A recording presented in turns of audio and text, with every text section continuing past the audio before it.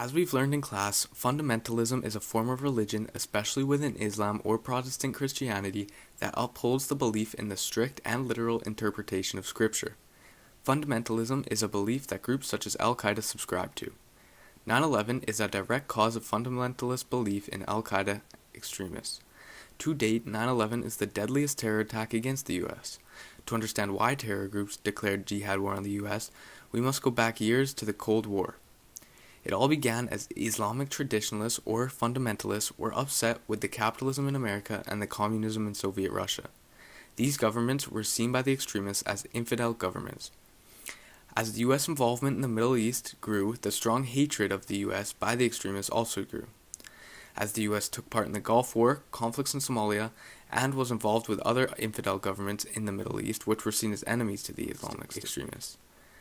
These events consequently led to the violent attacks of Al-Qaeda against their opposers through the 1990s and into the 21st century. The attacks that took place on September 11, 2001 are among the most well-known attacks by terrorists on a Western country.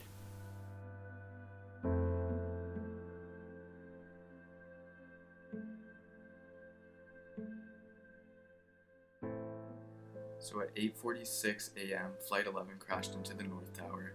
Then at 9:03 a.m., Flight 175 crashed into the South Tower on September 11, 2001. Do you remember where you were when that happened? I do. It was early in the morning. That was Eastern time that you're referring to. So at about on September 11th, I woke up at about 5:30 in the morning. It was my usual time to get up to go to work. I recall going to the bathroom to have a shower.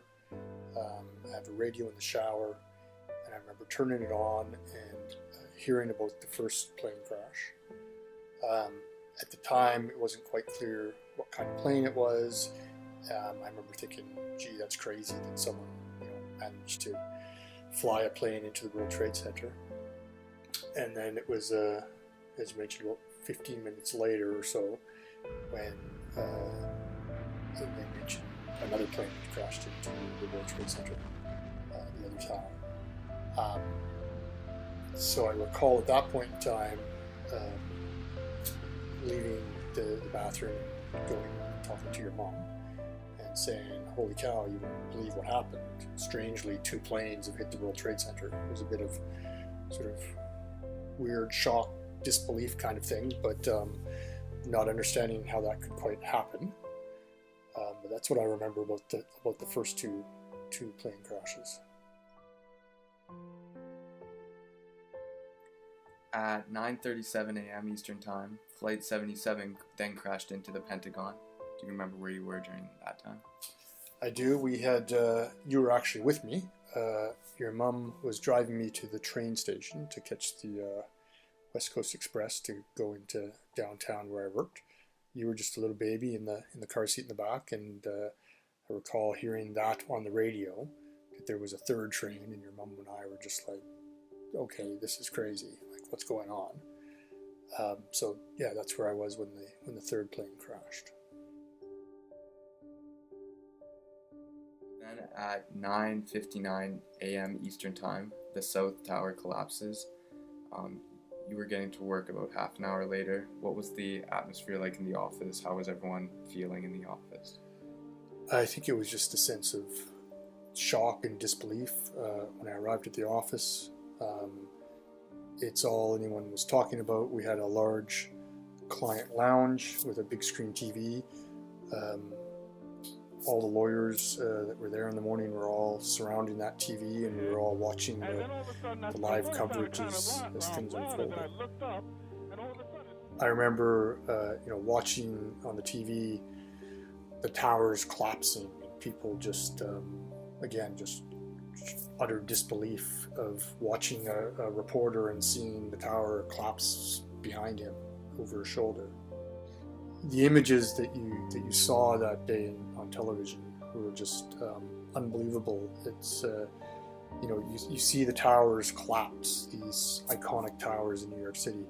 You see as video starts to come out of people just running down the street, and other videos of people walking across, maybe it's the Brooklyn Street Bridge, I don't know which bridge, but sort of walking across, and just these with no emotion, just these black, sooty faces, clothes that are just covered in dust.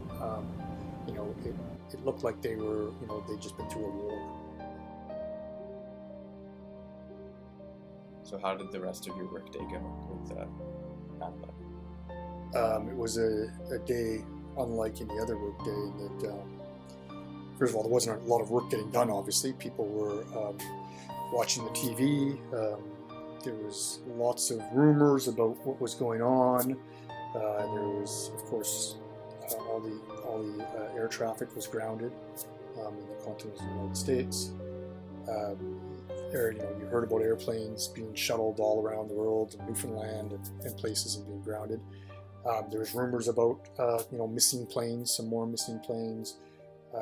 There was rumors about planes potentially headed to Vancouver. So there's just lots of rumors, and this was unlike anything that anyone had ever experienced before. At work, they ended up shutting down our law firm at noon, closing the office, which had never happened before. And they basically sent everyone home. I ended up staying and working for a few hours because I had to wait for the train to be able to catch a ride back in. What do you think the impact of 9/11 has been?